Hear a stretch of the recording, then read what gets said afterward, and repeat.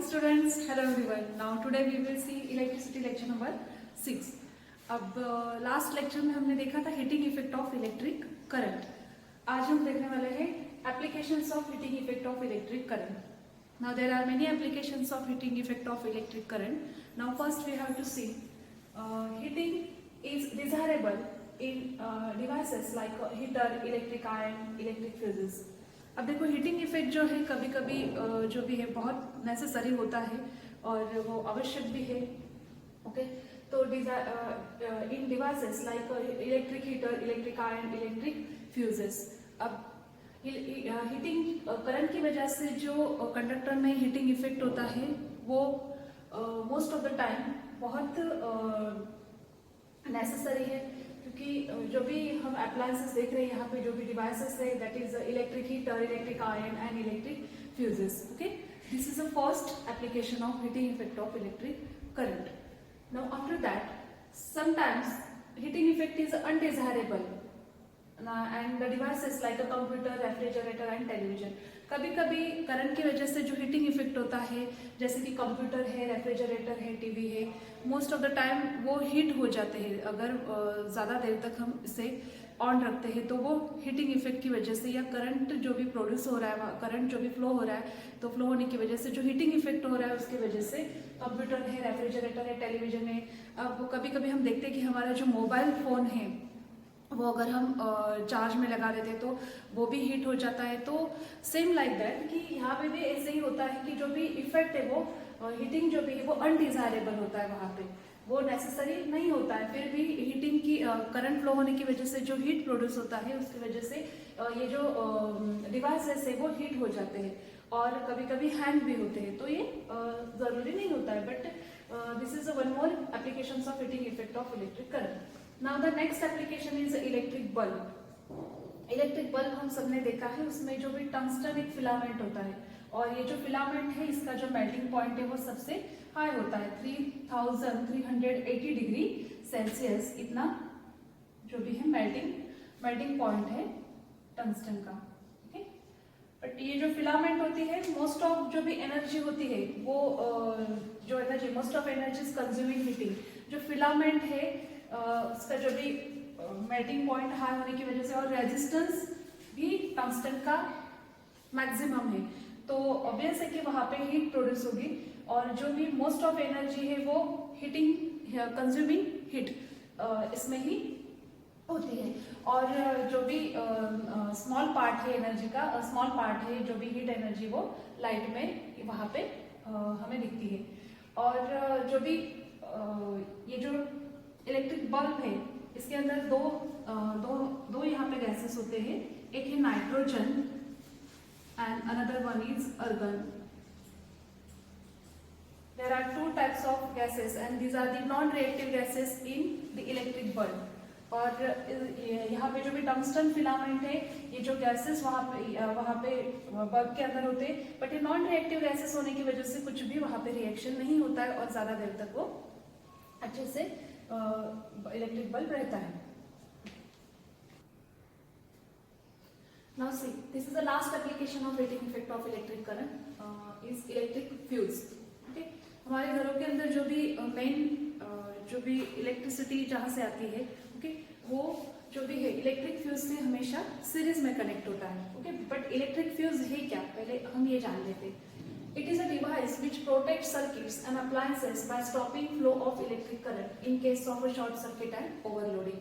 कभी कभी देखो पोटेंशियल डिफरेंस हाई होने की वजह से, वोल्टेज हाई होने की वजह से, तो हमारे घर के अंदर जो भी शॉर्ट सर्किट होते हैं कभी ओवरलोडिंग की वजह से होता है.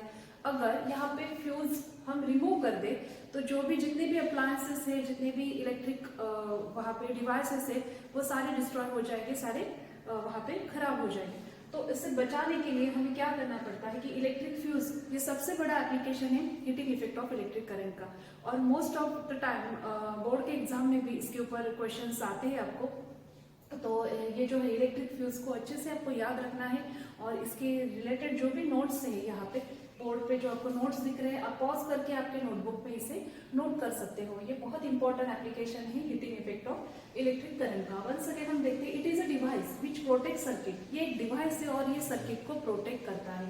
And appliances by or appliances को and stopping flow of electric current। माना कि जैसे ओवरलोडिंग हो गया या शॉर्ट सर्किट हो रहा है, तो जो भी फ्यूज है वहाँ पे, फ्यूज के अंदर एक वायर लगा रहता है, जैसे कि ओवरलोड हो जाता है तो वो वायर वहाँ पे मेल्ट हो जाता है। मेल्ट होने की वजह से वहाँ पे जो भी है अप्लायंसेस, इलेक्ट्रिक अप्लायंसेस है, वहाँ पे इलेक्ट्रिसिटी डिस्कनेक्ट होने की वजह से तो जो भी सारे अप्लायंसेस है वो वहाँ पे बच जाते हैं। तो ये सबसे बड़ा एप्लीकेशन है। Okay, it is a device which protect circuits and appliances by stopping flow of electric current in case of a short circuit and overloading. अब इससे रिलेटेड कुछ पॉइंट है यहाँ पे। ये हमेशा it is always connected in series. जो भी मेन सप्लाई है उससे फ्यूज जो होता है, इलेक्ट्रिक फ्यूज, वो हमेशा सीरीज में कनेक्ट होता है। सेकेंड पॉइंट है लो मेल्टिंग पॉइंट। इसका जो मेल्टिंग पॉइंट है वो लो होता है। क्यों पता है? अगर इसका मेल्टिंग पॉइंट हाई रहता और इलेक्ट्रिसिटी फ्लो होते रहती और हर एक डिवाइस की जो भी नीड है करंट की वो अलग अलग होती है, तो वहाँ पे डिवाइस मोस्ट ऑफ वो खराब हो जाते। तो ये मेल्टिंग पॉइंट लो होना बहुत जरूरी है। Okay, this is the second point, low melting point. And the third and last point, wire made up of metal और alloys like a tin, copper and aluminium. अब जो फ्यूज होता है, फ्यूज के अंदर एक वायर दिया रहता है। जो वायर है वो हमेशा ये जो यहाँ पे दिए है मटेरियल उससे ही बना रहता है, जैसे कि मेटल है, अदरवाइज अलॉय होता है like a tin, copper, okay, aluminium. और इससे रिलेटेड आप केमिस्ट्री में आपको तो अच्छे से पता है कि ये जो भी है ये एलिमेंट्स होते हैं। ओके, और इससे जो भी इलेक्ट्रिक फ्यूज है उसके अंदर का जो वायर है वो बना होता है। Okay, in this way today we see the applications of heating effect of electric current. Now see, this is a last topic of the chapter, electric power. Okay. What is electric power? Electric energy consumed per unit time in an electric circuit is called electric power. हमारे घर के अंदर जो electricity आती है, domestic purpose है, otherwise industrial purpose है, तो वहाँ पे जो इलेक्ट्रिसिटी आती है वो हमेशा पावर में वहाँ पे डिनोट किया जाता है। ओके, तो ये जो इलेक्ट्रिसिटी है, तो इलेक्ट्रिसिटी को हम इलेक्ट्रिक पावर यहाँ पे बोलते हैं। तो इलेक्ट्रिक पावर हम किसे कहेंगे? Electric energy consume per unit time in an electric circuit is called electric power. तो अगर हमें इसे मैथमेटिकली लिखना है तो हम इसे कैसे लिख सकते हैं? P इज इक्वल्स टू, देखो जैसे आपका यहाँ पे डेफिनेशन है वैसे ही आपका मैथमेटिकल फॉर्मूला भी आएगा। Electric energy consume per unit time, electric energy consume per unit time. Okay, हमें ये पता है electric energy consume per unit time. अब ऑलरेडी हमने जो इक्वेशंस देखे थे, ओके, जो भी heating effect of electric current में हमने जो इक्वेशंस देखा था, हमें पता है कि एनर्जी जो भी है हीट के बराबर होती है। और तो वो जो इक्वेशन होगी तो वो यहाँ पे कैसे आएगा? जैसे कि हमने ऑलरेडी पढ़ा है कि H इज इक्वल्स टू क्या आता है? VI इंटू टी, VIT ऐसे आता है। तो क्या हम ऐसे लिख सकते हैं यहाँ पे P is equals to E by T. Okay, P is equals to E by T, energy consume per unit time, heat is related about, heat is equals to the energy. Heat जो वहाँ पे produce हो रही current की वजह से वो यहाँ पे एक टाइप की एनर्जी है। तो हम ये इक्वेशन ऐसे भी लिख सकते हैं, P is equals to H is equals to VIT ना, तो E is equals to H, तो यहाँ पे आएगा VIT divided by T, T get cancel, तो हमें पहला इक्वेशन मिल गया पावर का, P is equals to V into I। Okay, this is the first equation of power. This is the first equation of power. Everybody understood? देखो जो definition है उसके, जो डेफिनेशन है उसे रिलेट करके हमें मैथमेटिकल फॉर्मूला लिखना है। Electric energy consume per unit time, P is equals to E by T. अब हमें ये पता है E क्या है यहाँ पे? एनर्जी। और एनर्जी कब प्रोड्यूस होती है? जब इलेक्ट्रिसिटी किसी कंडक्टर में फ्लो हो रही है तो वहां पे हीट प्रोड्यूस होता है, और हीट वहां पे एनर्जी के बराबर है। तो हम ये इक्वेशन ऐसे भी लिख सकते हैं, P is equals to VIT, क्योंकि ऑलरेडी हमने इसे फाइंड किया है। जो इसके पहले वाला टॉपिक है आप थोड़ा सा देखो उसमें, तो हमने ये इक्वेशन फाइंड किया है, H is equals to VIT, तो हम E is equals to VIT यहाँ पे लिख सकते हैं। T गेट कैंसिल, तो हमें फर्स्ट इक्वेशन क्या मिला? P is equals to V into I। Understood? अब देखो हमें और एक इक्वेशन यहाँ पे मिलता है, P is equals to VIT, equation VI equation हमने देखा।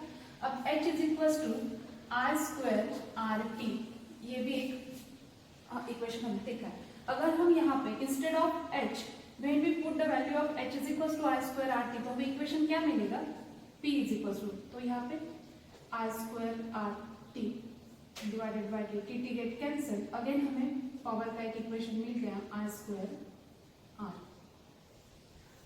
This is second equation of power. Okay, और एक इक्वेशन हमें मिलता है यहाँ पे थर्ड इक्वेशन, देखो कैसे मिलेगा हमें। अब हमें ये पता है p is h is equal to I square R T. Suppose अगर हम यहाँ पे ओहम्स लॉ का यूज करेंगे, h हमें ये पता है v is equal to I R. Okay, तो i इज इक्वल टू क्या आएगा यहाँ पे v बाय आर।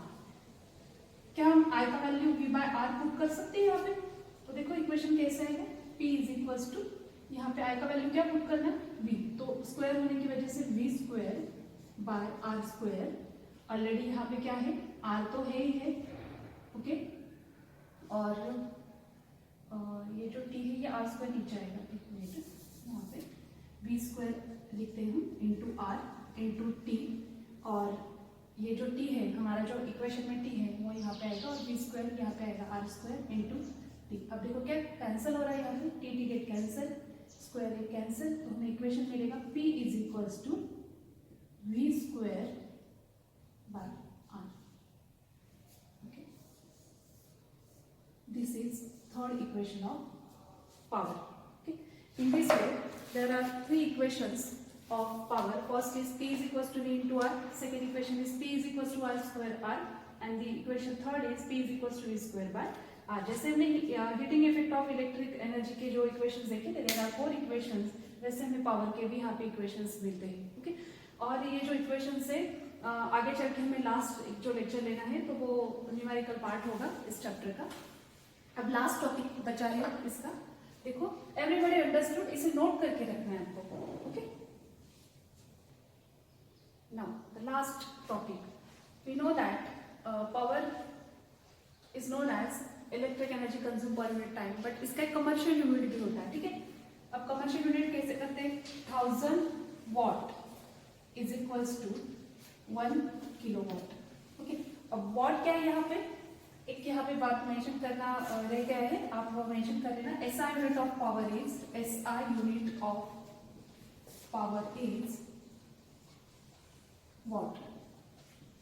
पावर का SI यूनिट क्या है यहाँ पे, वॉट। ऑलरेडी हमारा ये 9th स्टैंडर्ड में हो चुका है। ओके, वर्क एनर्जी पावर में हमने इसे पढ़ा है कि पावर का यूनिट क्या होता है, इलेक्ट्रिक पावर का वॉट होता है। वॉट साइंटिस्ट ने और इन्वेंशन करने के बाद वॉट ये वो जो यूनिट है पावर को दे दिया गया है। 1000 वॉट इक्वल्स टू 1 किलोवाट। अब हमें 1 किलोवाट और का वैल्यू अगर फाइंड करना है तो हम कैसे करेंगे, हमें पता है 1 किलोवाट और 1 किलोवाट कितना होता है, 1 kilowatt is equals to 1000 watt, तो हम यहाँ पे 1000 यहाँ पे मेंशन करेंगे। ओके, अब और में कितने सेकेंड होते हैं, 60 मिनट और उसके 60 सेकेंड, तो 60 इंटू 60 कितना हो गया यहाँ पे 3600। ओके, तो अब इसे मल्टीप्लाई करो तो क्या आ जाएगा 3 6 1 2 3 4 5।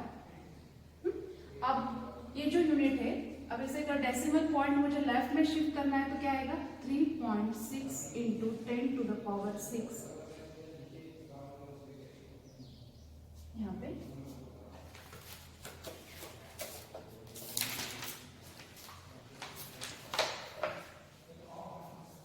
ये आएगा जूल। ओके, पावर का जो यूनिट है वो जूल में ऐसे आएगा, और इसे 1 यूनिट भी कहते हैं, is equals to 1 unit. Now see, this is a commercial unit of power. कैसे फाइंड किया हमने, 1000 वॉट, जैसे कि हमें पता है 1000 gram is equals to 1 kilogram. Okay, तो वैसे ही 1000 watt is equals to 1 kilowatt.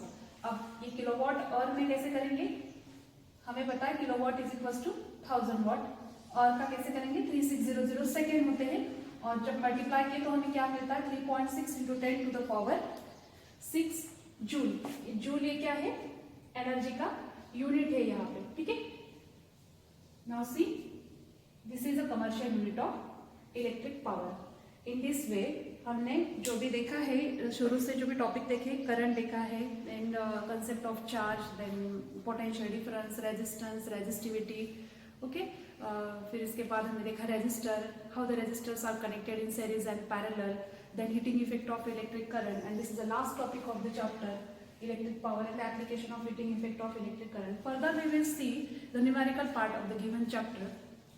So इसकी जो भी नोट्स है, जितने भी है आपके, जो भी यहाँ पे कमेंट्स है, जो भी आपको नहीं समझ में आ रहा है तो आप कमेंट बॉक्स में लिखो.